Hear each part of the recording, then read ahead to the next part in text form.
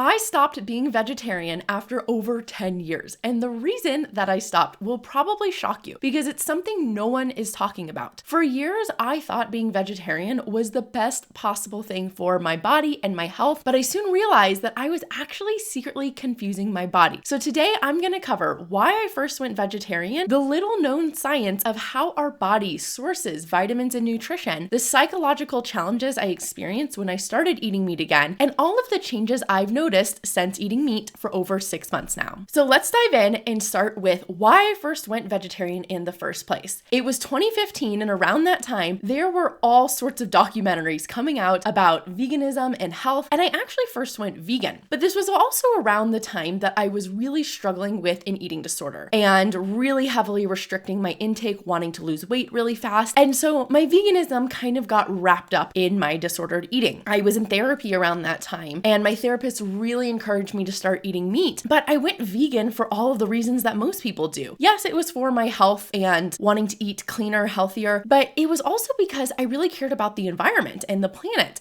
and I started learning about how much of an impact my meat consumption had on the environment. And I also really valued making sure I wasn't being cruel to animals and not supporting these horrible living conditions that most animals were raised in, especially in the US. So I felt really good about my decision to be vegan, but I did later transition a couple months after that to being vegetarian as recommended by my therapist to really help me start recovering from binge eating. Now, I transitioned away from being vegan, and being a vegetarian might have helped me a little bit get in more nutrition and calories, but I really did love being vegetarian. If you would have asked me a year ago what I thought my future eating habits were going to look like, I would have said I probably would be vegetarian forever. I really didn't see me changing it, and it became such a big part of who I was and just a part of my everyday normal routine. I had all of my vegetarian meals down, and I didn't really see myself ever changing that. But the first little desire to eat meat started coming up when I was traveling in Puerto Escondido down in Mexico. I was living there for over a month, and around this time was also when I started not eating dairy. Now, my reasons for not eating dairy are a little bit for another different time, but it was essentially because I noticed a big difference in my acne when I ate less dairy. My skin cleared up, it wasn't as inflamed, and so I had stopped eating dairy. So I wasn't fully vegan again, I still ate eggs, but I was really trying to avoid dairy and not eating meat. So I was kind of back in this land where it felt pretty restrictive,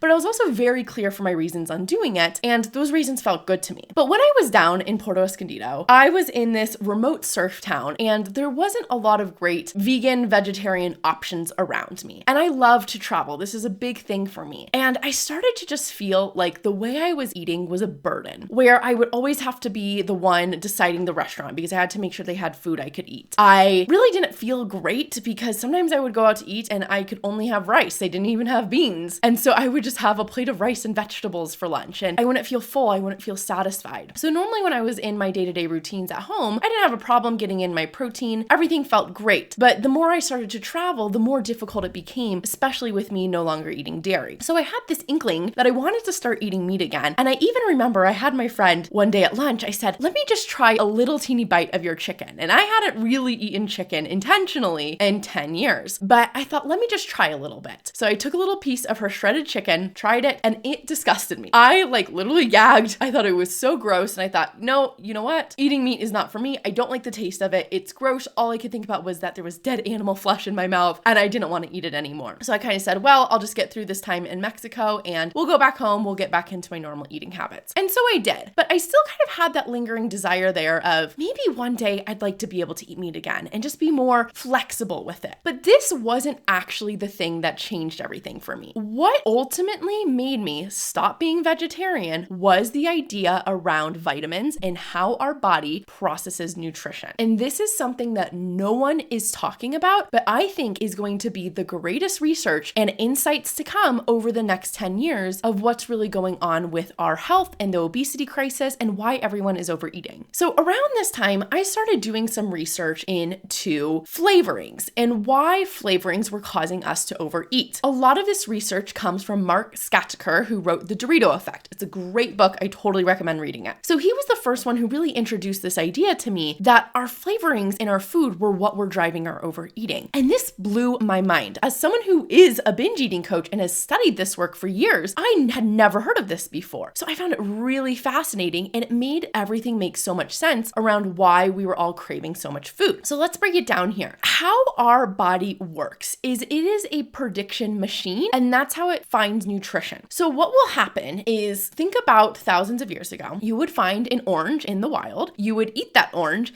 and then vitamin C would arrive in your gut. Your tongue cannot taste vitamin C. It has to make a prediction. So it says, okay, if I eat this orange, I'm going to get vitamin C. So the next time I need vitamin C, I'm going to crave an orange. Now, when there's all these orange flavors being added into things like orange gummy bears that don't actually have orange nutrition in it, it really confuses our body about where that nutrition is coming from and how does it get vitamin C, because orange gummy bears don't have it in it. So at first, my desire for wanting to stop being vegetarian was I didn't want to eat any foods with flavorings in it. And a lot of fake meats are actually ultra processed foods. They are filled with flavorings and all these additives that make it taste like meat, but don't really actually have the full nutritional profile of meat. And this can be very confusing to our body. So I thought, okay, maybe I'm just gonna be a whole food vegetarian. I just won't eat any of these fake meat products. I'll just only eat beans, and I consider tofu a whole food because it's very minimally processed, but I'll just eat these foods. But then I realized something else, and this is what really shifted everything for me. The problem with flavorings is they have all of the flavors, but none of the nutrition. Now let's think about multivitamins. If you are a vegetarian or you have any sort of restrictive diet going on right now, you'll know that you usually need to take a couple of key vitamins to make sure you're not deficient. As a vegetarian, those are usually iron and B12 are the big ones, and sometimes a couple others in there too, like calcium or zinc. But I was taking a multivitamin every day. And think about what happens when you have a multivitamin. You're getting no flavor, but lots of nutrition, okay? So this is why people have a hard time sometimes digesting multivitamins and why they don't have as high of an absorption rate is because there's nothing proceeding in our mouth letting us know, hey, food is coming in, nutrients are coming in. We don't taste anything. All of a sudden, all of these random nutrients just arrive in our guts. Our body's like, whoa, I wasn't expecting that. I wasn't ready to process all of this. Then what can also happen is your brain starts to make associations with what you're eating your multivitamin with. So let's say one day you're eating eggs and you have your multivitamin with it. Eggs naturally have a lot of nutrition in it, but now there's been added 100 different other vitamins with it. So your brain says, wow, these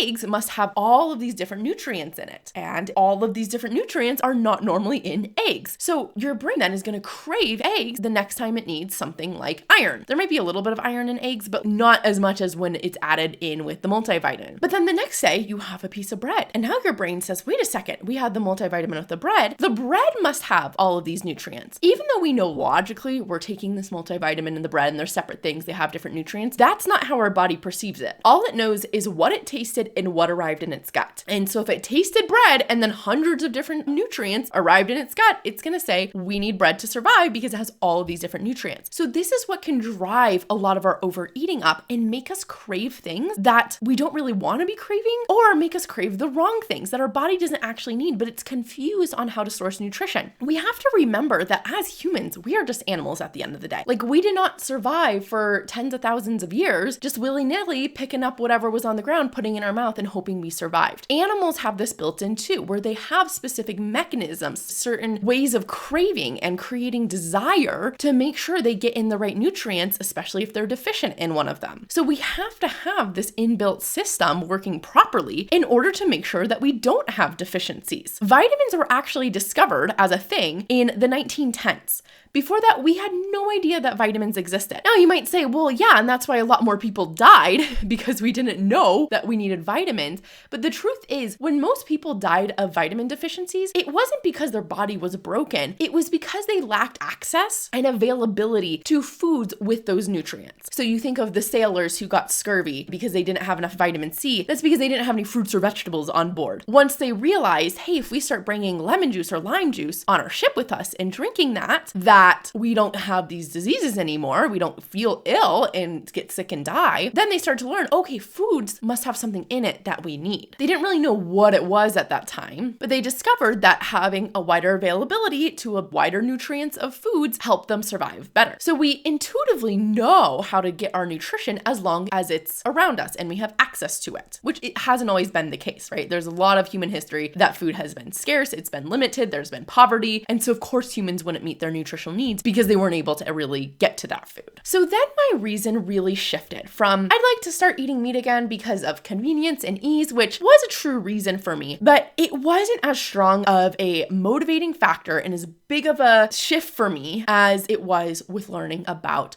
flavorings and vitamins and how our body processes food. So this whole journey of eating meat again began for me by wanting to eat real whole foods that my body could trust, that it knows that if it's eating a chicken, it's gonna get vitamin B12 from that chicken. It's not gonna have to be confused on where to get that. And that if it needs B12, I will crave more meat. And this is something that I did start to notice over time, which I will talk about in a second, how I actually started to crave red meat. But the biggest thing I came up to was a lot of psychological challenges of eating meat again. The first one was a lot of guilt around feeling like I was a bad person for eating meat. Being vegetarian had really become a part of my identity for a long time. And anytime you go through a big shift in how you eat, it will take some time to adjust to. Eating is very personal and it's something we do every day. So it does become a piece of who we are. And when we shift that, it can feel like we're doing something weird and something different that doesn't just feel right. A big part of it for me was my values, that I really valued being kind to animals and supporting the environment. Before I was a binge eating coach, I actually majored in environmental studies in college. And this was a big area of my life that I loved to research about and learn about and really make sure that I was being environmentally friendly and sustainable. So when I thought about eating meat again, all I thought about was how I was ruining the planet and I was causing all of these extra CO2 emissions and methane emissions from the cows. And so I was also really scared of people judging me. I had spent so many years preaching about being vegetarian and how great I felt and how awesome it was for the environment, how everyone should eat less meat. And I felt like I was betraying myself with that. I felt like people were going to look at me and say, oh, you just switched over to the other side and you never really cared about that. And so I didn't want anyone to get mad at me or look at me differently because I was changing my decisions around food. And the final part that was really hard for me was meat just genuinely grossed me out. Like I had a really hard time getting over that thought. There's dead animal flesh in my mouth right now. There was very few foods that I actually craved when I was vegetarian. And on occasion, it was like bacon smelled good or orange chicken looked yummy. And so I'd like kind of have a little craving for it, but it was never anything big. I didn't actually want to eat it. So I leaned into that a little bit. One of the first things I tried was bacon. And I started by having just like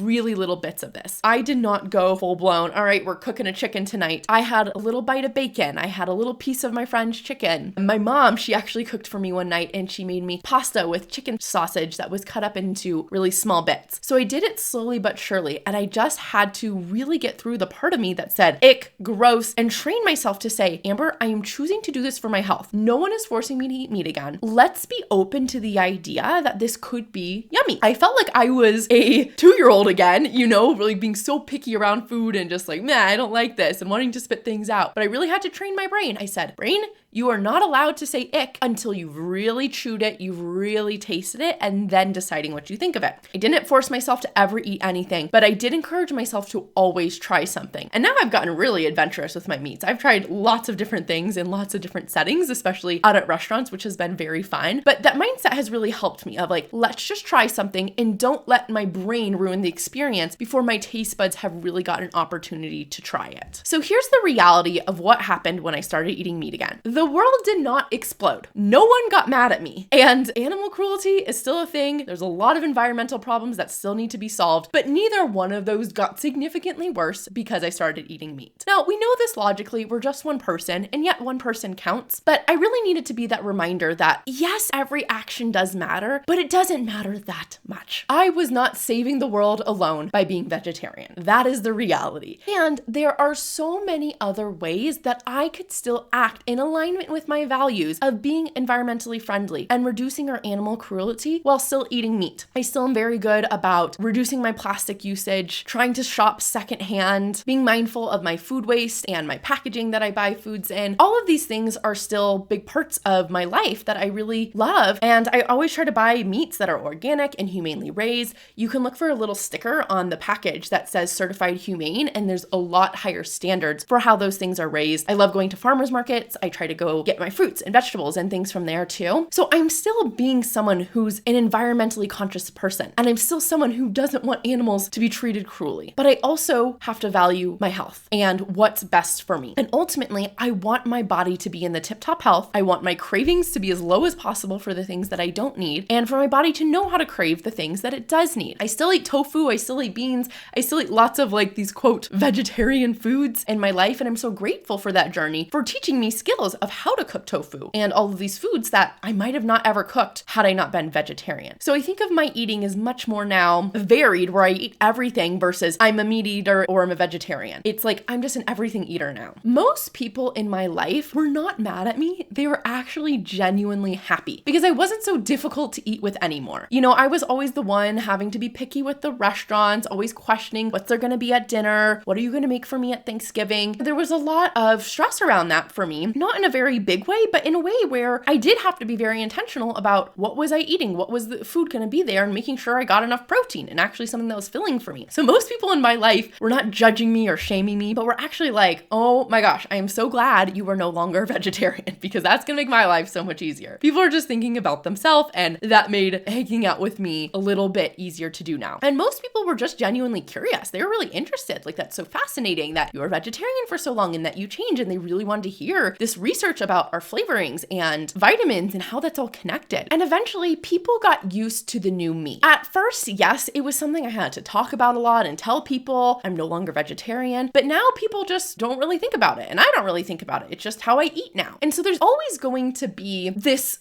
change that happens when we're changing our eating habits in any way, shape, or form, where we might have to tell people in our life about it and they might have to adjust to us. That's what happened to me when I went dairy-free, and I still don't eat dairy that much. I had to really explain to people over many months, hey, I'm not really eating dairy. Like, if you can be mindful of that when you're making the mashed potatoes and maybe use olive oil or vegan butter or something like that, so I could eat it. And if they don't make it, that's fine. I just won't eat it. Or I'll have some. Now I can tolerate it a little bit more, so I'm not like 100% dairy-free. But it's something that I had to tell people at first, and then they got used to it, and then they accepted it. And so that's with any change, is we're gonna make people a little bit uncomfortable when we make that change out of the normal. We're gonna have to talk about it a little bit, but then our new normal will become easy. I started to really love and genuinely crave meat too. So one of the changes that I noticed is not that I felt drastically leaps and bounds better just from eating meat alone, but I did notice some really interesting things. For example, around my period, I always start to crave a little bit more red meat. And that is so intuitive of my body because red meat has more iron in it. And when I go a couple weeks without having red meat, I'll start to crave it a little bit more. And then on the flip side, if I have red meat for too many days in a row, I really start to crave tofu. I really want to go back to a different type of protein. And that's my body letting me know, hey, we've gotten enough of these nutrients. That's why most people have a really hard time eating the same meal every single day of the week. Like, if you're one of those people who are like, I just cannot meal prep because I hate having the same exact thing every single day over and over again, that is very normal, because the reason why that happens is your body craves variety so it can get that variety of nutrients. Hence why if you don't have red meat for a while, you're going to crave it. And if you have it for a while, you're going to crave something else because your body wants to get those varied nutrients. That is a prime example of how your body is actually communicating to you its cravings through its need for nutrients. Now, I was pretty good about taking care of my health and eating nutritionally well before I started eating meat again. So that's also why I think it wasn't like I felt leaps and bounds better like some people expected. I was making sure that I was getting a large variety of foods. I had also worked on my relationship with food. I was no longer binge eating on lots of sugar and processed foods, and I was eating more whole foods overall. But I will say, if anything, the difference that I did feel in my body and how much better I felt came from eating more real foods. Came from the fact that I was eating chicken in the real form instead of fake chicken that was processed and cobbled together. And I would have fake meat a couple times a week. So I feel like having the actual real thing made a big difference for me. I was also getting the nutrients from the food itself versus a multivitamin, which often doesn't absorb as well into our body as when we get it from its natural real source. So my body probably had more real nutrients. It was getting in more protein. And that was something that just became easier overall. Is protein was always a struggle. Like, I always had to think so intentionally about how am I getting my protein today? And now it just comes so much easier. So I'm sure I don't really count or track it, but I can almost guarantee you that I am getting in significantly more protein now than when I was vegetarian. That has its own host of benefits too. I'm fuller for longer. I leave leave my meals more satisfied, and my digestion just feels better overall because I'm able to get the nutrients that my body's actually craving. Red meat was something that was really hard for me because I knew that red meat was the worst of the worst environmentally, and so I thought, maybe I'll just never eat red meat. And cows just grossed me out too. Like the idea of red meat with like the blood and the stuff in it, I was like, blah. I do not want to have that right now. So what I did with red meat, which was really interesting, is I told myself, I said, you know what? Maybe I'll never have to have red meat, but I'm going to stop taking my multivitamin and let's just see what my body craves. And lo and behold, after about a couple of months of stopping my multivitamin and eating like chicken and pork, I started to be like, I really want a steak. Like a steak sounds good. And this is from someone who thought like steak was disgusting while I was vegetarian. I've had steak before. I know what it tastes like, but it was really interesting. My theory was true that my body would just start to crave the red meat. And so I craved the red meat. I had steak one day. It was delicious. It did take me a minute to kind of get over that psychological hurdle too. But once I had it, I was like, great. My body now knows that if it needs iron, it knows what to crave. It will crave this meat. So overall, I just feel like this transition for me has made my life so much less stressful and is truly in line with what I know is the healthiest. Humans have eaten meat for all of human history. That's changed based on cultures and some things a little bit, but for the most part, every native culture has had meat in it. So our bodies are made to process meat. They are made to have these nutrients in it. And I want to be the healthiest version of me. So I'm really happy I made this decision. I hope this was helpful today, whether you are a vegetarian or just questioning changing a part of your eating habits in general. And if you'd like to learn more about flavorings in our food, be sure to check out this video here where I dive more into depth on how this flavor nutrition relationship is built and what you can do to make sure it's strong so you don't crave more than you're supposed to and keep overeating.